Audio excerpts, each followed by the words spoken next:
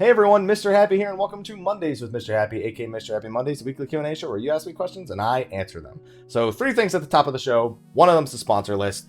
First, next weekend, I'm going to be in Vancouver attending KupoCon. It's probably the second or third time you've heard me mention KupoCon in a Mondays with Mr. Happy or another video. It's a fan-run Final Fantasy convention, all the Final Fantasies. It's a small little thing, but I like going to these. They invite me. I go out there and I attend a panel where I usually talk about the presence of the online games, usually both Final Fantasy 11 and 14, joined by a guest. I did it with Rah Xephon from Reddit the last couple of times. This time I will be with Fusion from Gamer Escape. So if you're in Vancouver, tickets are sold out. So hopefully you already bought them. I was just going to say go, and then I realized if you don't have tickets, you can't go. They're all sold out. So if you did buy tickets, I'll see you there. And don't be afraid to say hi, ask for a picture, any of that stuff. I'm socially awkward, but I'll always say yes. Giggity. Second thing, I want to do the sponsor list. And then the third thing I'll talk about, it's just a quick thing because I kind of feel like I want to say it after reading the comment section in some of my recent videos. So I just want to do almost like a little PSA. It's not really a service, but whatever, you know what I mean.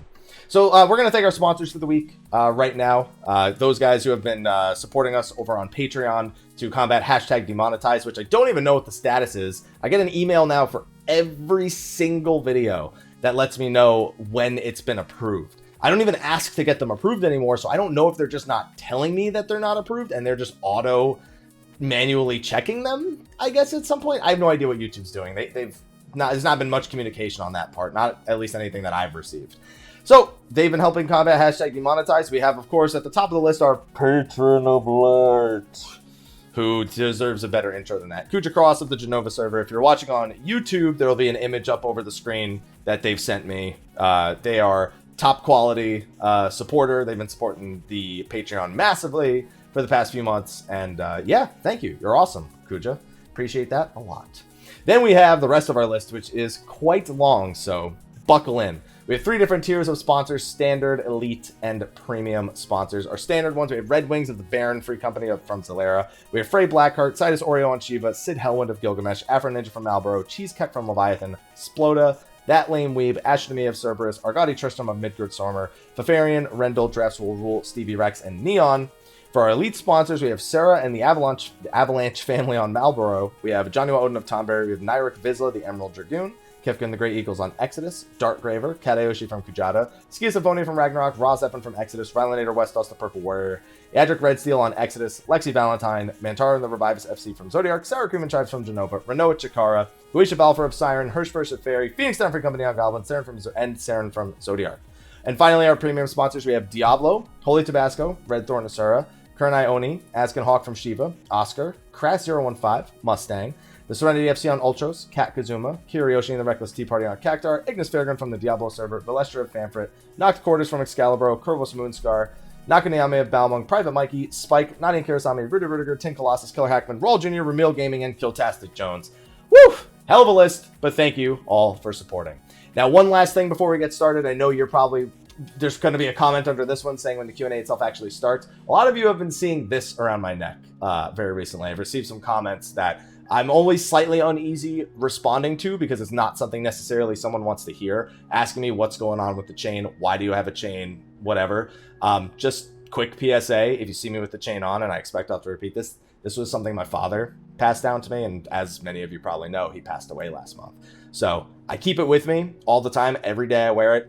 I've been wearing it outside of my shirt recently because, I don't know, it makes me feel a little bit more comfortable when I'm streaming and when I'm doing a video.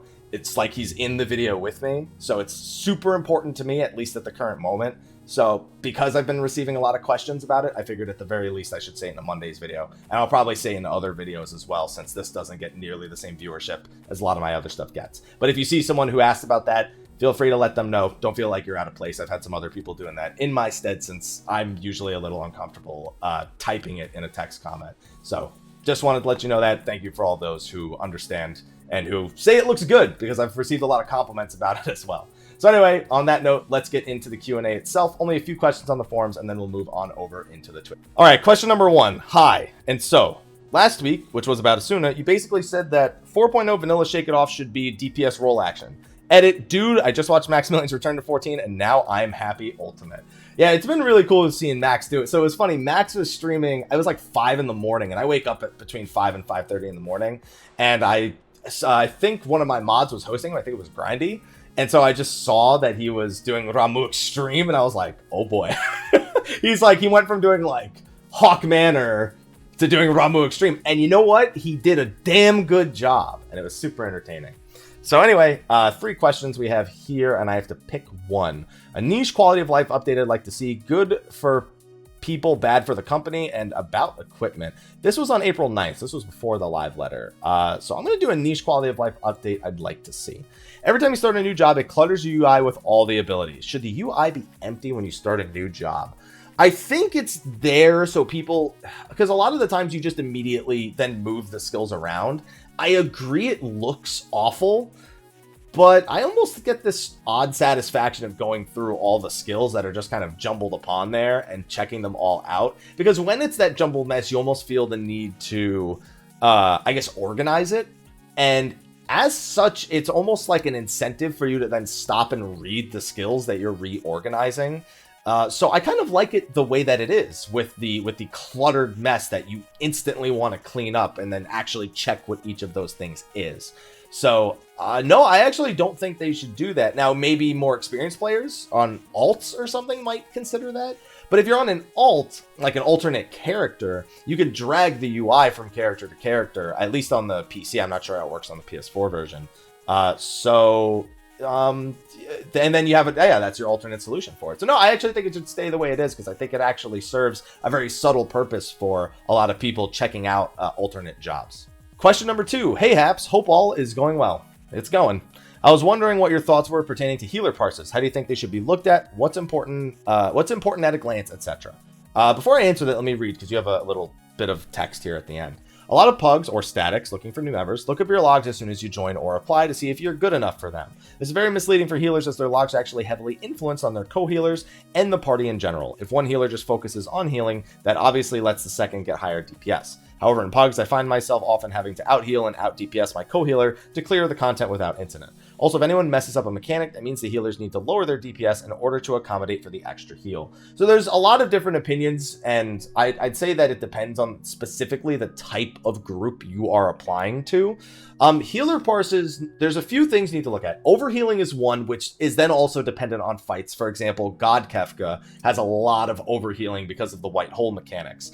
You need to look at how many GCDs are spent on healing and how many are actually spent on DPS. You need to look at things like number of deaths. You need to look at the rest of the party's positioning and damage taken. Healer parses are the toughest thing to take a first glance at and immediately, nice plane, and immediately discern, hey, this is great. Now, if you immediately click it, you see a super high DPS parse, and then you look at the co-healer and their parse looks great. You can assume it was a somewhat more organized party, and then you can kind of just judge performance at face value. Other than that, there's so many things, like you're saying, that can change the outcome of a healer parse, especially when you're pugging content. My number one biggest piece of advice for healers is to have a parse, but if possible, to record footage of you actually playing. I can say from my perspective, I've seen a lot of applicants across the different free companies that I've been a part of, and very often the healers include actual video, so you can judge their global cooldown by global cooldown usages to see, could they have done something different? Could they have done something less? Could they have done another GCD here? Were they ever sitting around not doing anything? How is the use of their mana skills? What does their mana look like throughout different parts of the fight? You could just, if healers seeing them perform means a lot more than just looking at text and trying to determine it. But super experienced healer players can do that. They can look through an FF logs and be like, oh, they did all this and I totally recognize it based on my log. I just think that it's one of those things that works collectively in conjunction a lot better with video, so you have the right context for what you're looking at. But I've pretty much answered the question at this point. All the different things that are important at a glance, things that should be looked at, and that I think the video itself accompanying the parse is just as important as the parse itself. All right, question number 3. Hey, Happy. Hey. Glad to hear you enjoyed PAX East. Has the dev team hit a point of homogenization in job systems that is limiting their ability to be more creative and job expansions. Oh, yeah. Oh, you meant to say expansions with an S. And new job playstyles. No, I don't think so. Despite the jobs generally having to move towards a more homogenized sort of aspects, we've been differentiating jobs in much more, I guess, in on a buff by buff basis at this point. I didn't see nearly as much of this in the last expansion, but because we're getting more and more jobs, I guess the way that we actually look at the way a job contributes to a fight is actually being considered a lot more. This was actually impressively true back in even Deltascape. I remember seeing people talking about using Mantra, for example. Mantra was laughed at in the last expansion, and Brotherhood wasn't exactly the topic of a lot of excitement at the beginning of this expansion either. So the fact that people were starting to value things like raid utilities and mantras and different skills, I guess, more seriously, it's led to almost less homogenization in a sense outside of the role actions themselves. I don't think it is yet. I think that it will be later, unless they're willing to make major changes to the way that utilities are looked at by the community. And to be honest, as if it's not a DPS utility, people don't look at it with nearly as much respect. A DPS or a survival utility, not even a recovery utility, a survival utility like Shake It Off, for example. And people look at those. I think what's going to ultimately come down to it is a lot of the jobs are always going to be aiming to accomplish very similar things, which makes sense. That's why roles exist. But that it's going to be about how you get to those points of power that people are going to be looking at, whether it be a new job gauge, whether it be a new I guess, combo system that isn't like the current ones we have now. It's hard to say, because some people feel like the jobs are incredibly different right now, and other people feel like, well, ultimately, it's the same, whatever. It depends on who you ask, especially when it comes to, I see people compare the tanks, say they've homogenized those, and then when I play each of the 3 tanks as someone who doesn't normally play them, I look at them and go, wow, I feel like I'm playing all 3 of these pretty different, and I have a somewhat different perspective. But it's not a super educated perspective, so I guess it's kind of not relevant. I think it could be a problem at some point. I don't think it is now, and but I am curious to see where it leads to when we see the next jobs for 5.0. Question number 4. Hey, Haps, what's going on? Long-time viewer, and unfortunately not first-time asker, so no bonus. But have a Eureka a potion on you. I hear you can use those. I do love potions. Quick question with Omega. With the trend being Omega bringing in legends, okay, this is a question I've gotten a million times, just so you know. Based on previous games, Delta being 5, Sigma being 6, the theory of the next tier being 7, some people say the last boss might be Sephiroth. Do you think it's likely that we see the weapons-based weapon bosses come in from 7 instead, i.e. Diamond, Ruby, Emerald, and you guessed it, Omega? So the next raid tier, I have to expand on this question a bit, because we were thrown for a bit of a loop with the latest live letter, at least I was. Where I'm not super confident we won't have a 4.6 anymore. 4.4 is going to be my determining factor. When I see 4.4 and what is in that patch, then I'll be able to be like, okay, there's something else after this. So the number one theory is that 5, 6, 7, and then the next one will end with Sephiroth. The problem is I don't see a raid tier where we don't end the last boss with Omega.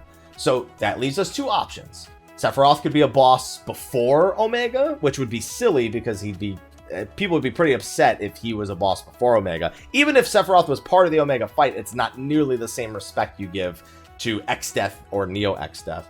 Or B, there's another raid tier after this, and Omega's the last boss of that one. Now, this is I could have a whole video on this discussion alone.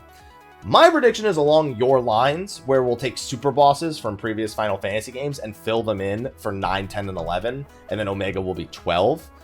But the most recent live letter threw me for a bunch of loops. I didn't expect a main scenario trial, which now means that we have 2 of the 4 lords that don't have instances yet.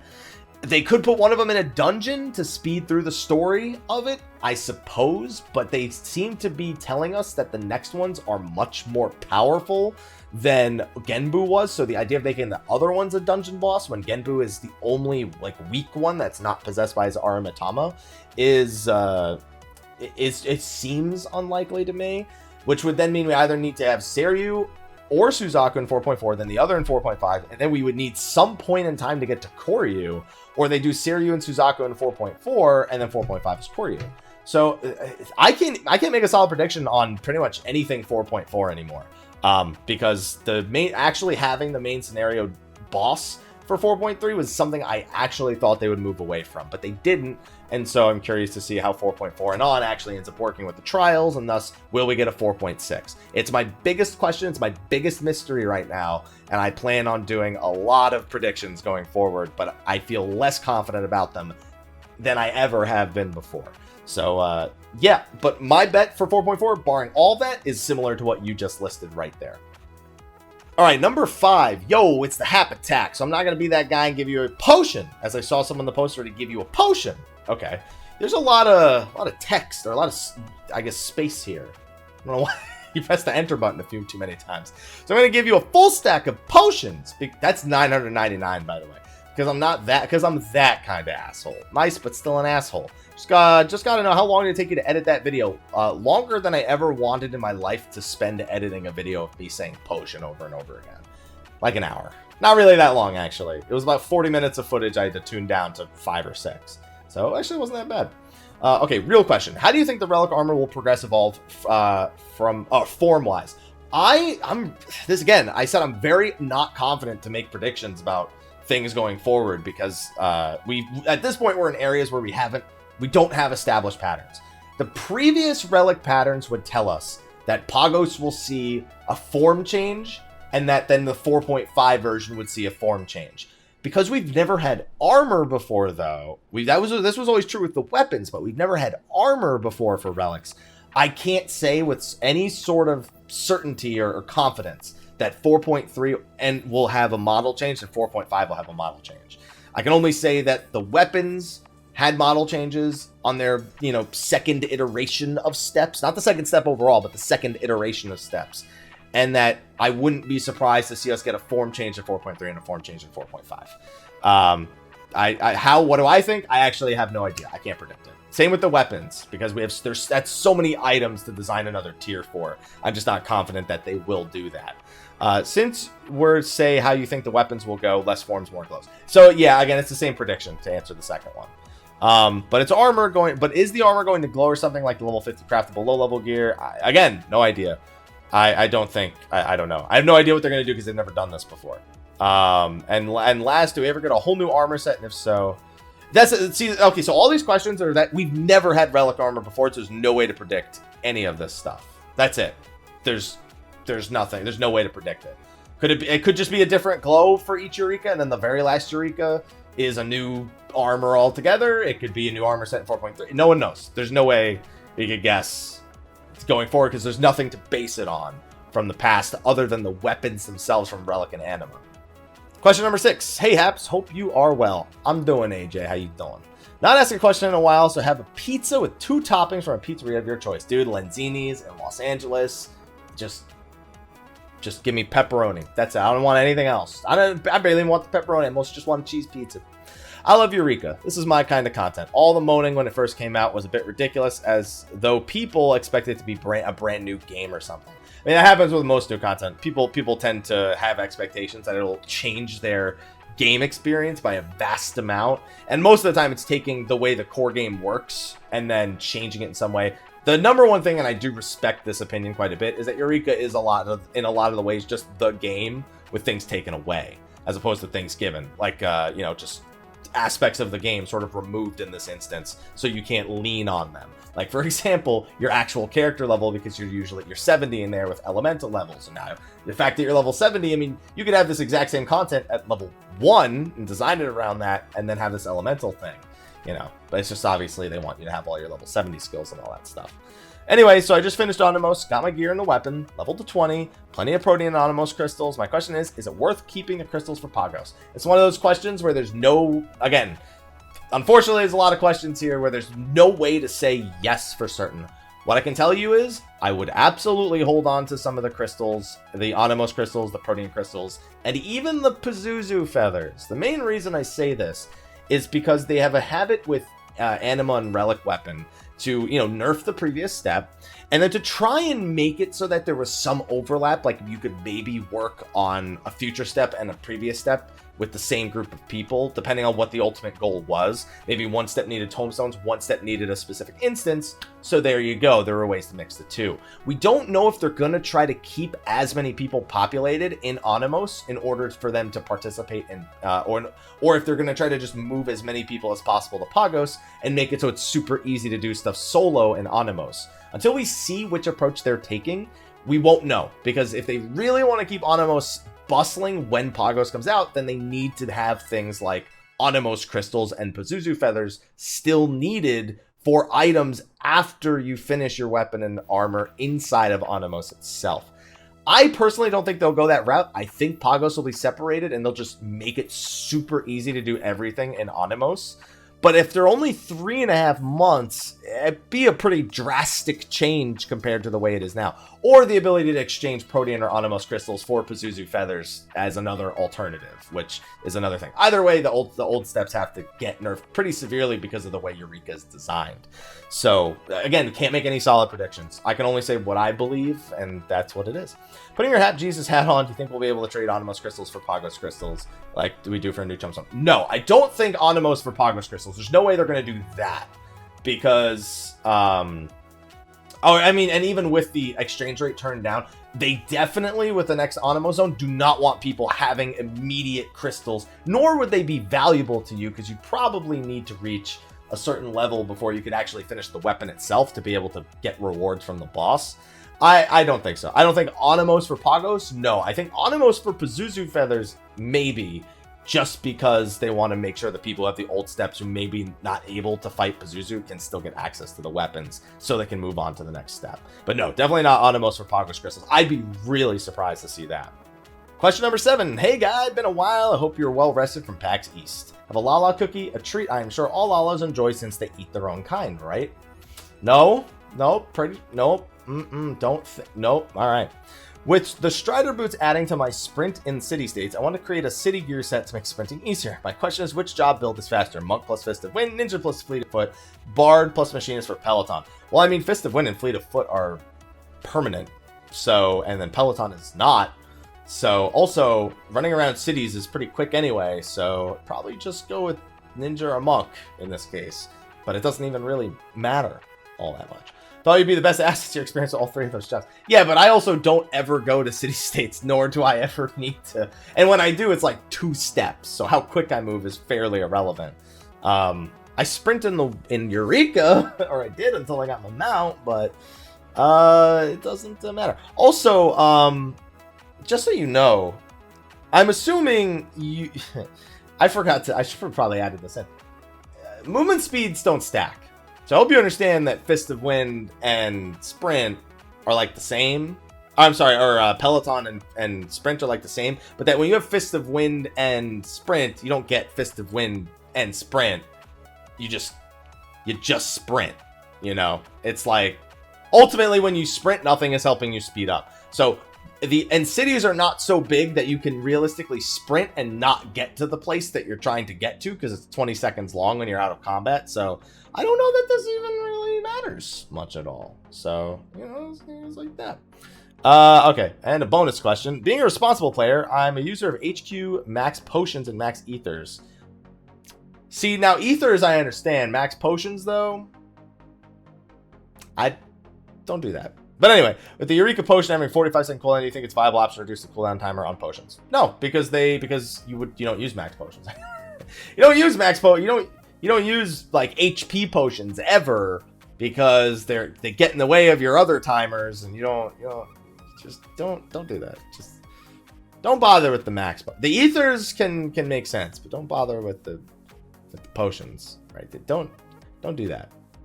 All right, and question number 8, then we'll move on to the Twitch questions. Hey, Mr. Happy, final same here. Welcome to Mondays with Mr. Happy, weekly answer. Ask what's answer. I did not say even remotely any of those words as words.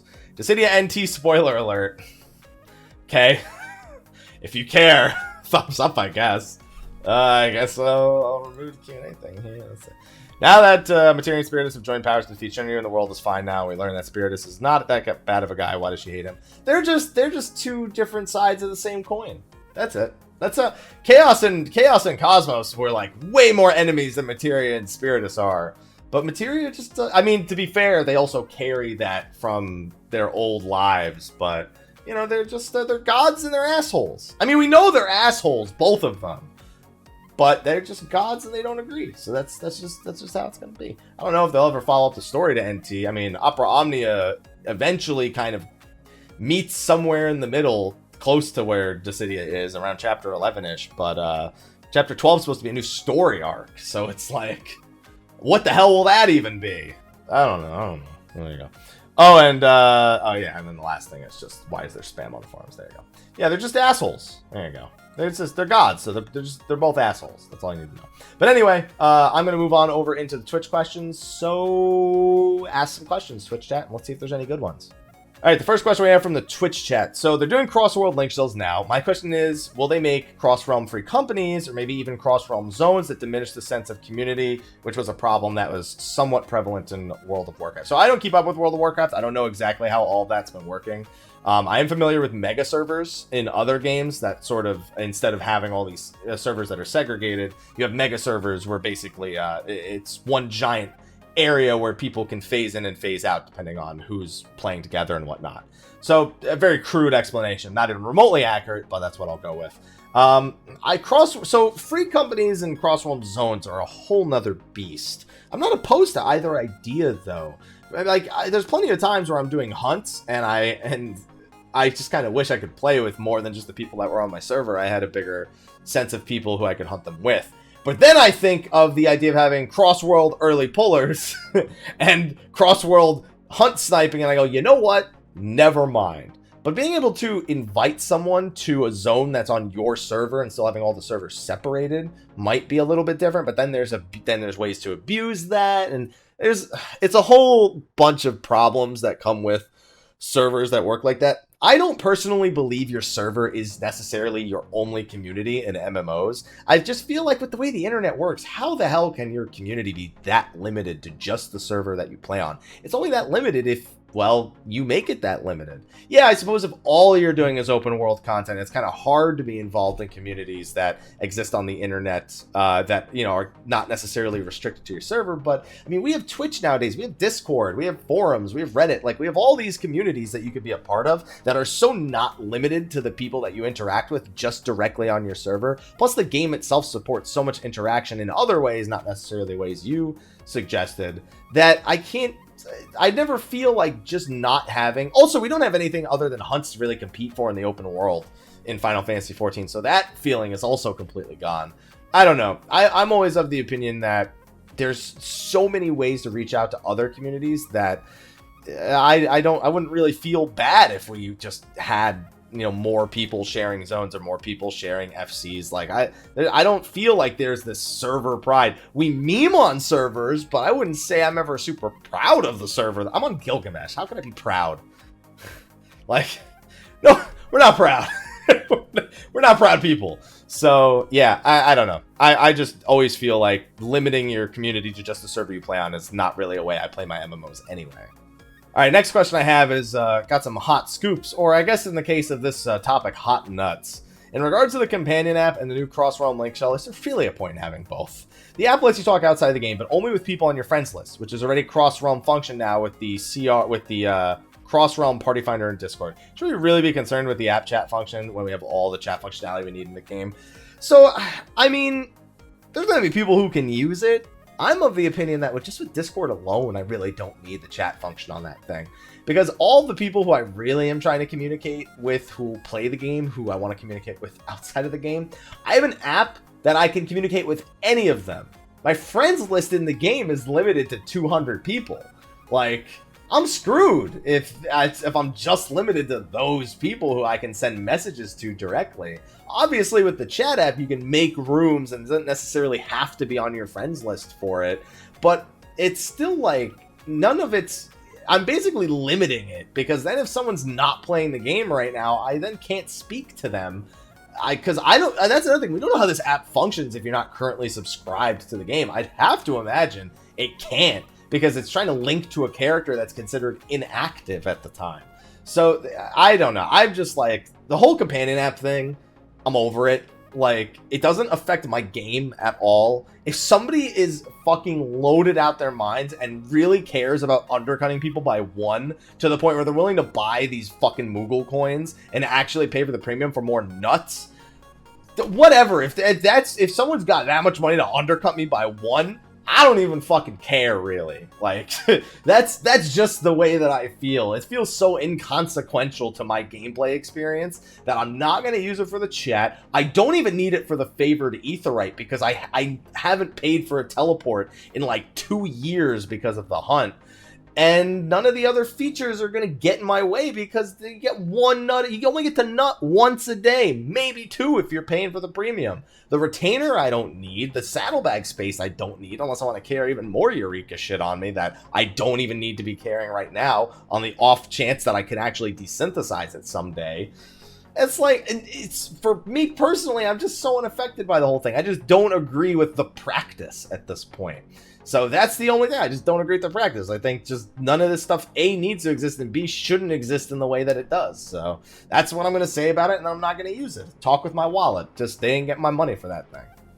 All right, so that was going to be the last question from the Twitch chat. We had a bunch of discussions, but they were discussions I've had a bunch of times before in previous videos, and some of them played off of some of the points we had earlier. So if you want to ever be part of that discussion, we do Mondays with Mr. Happy live on Sundays, oddly enough, on Twitch around 12:30 p.m. Pacific. This one leaned closer to 1 p.m. Pacific, so in that general vicinity is when we actually record Mondays with Mr. Happy live over on Twitch. But that's on Sundays that we record it, so I'm a liar about it being a Monday video. It's a Monday video, but not a Monday stream.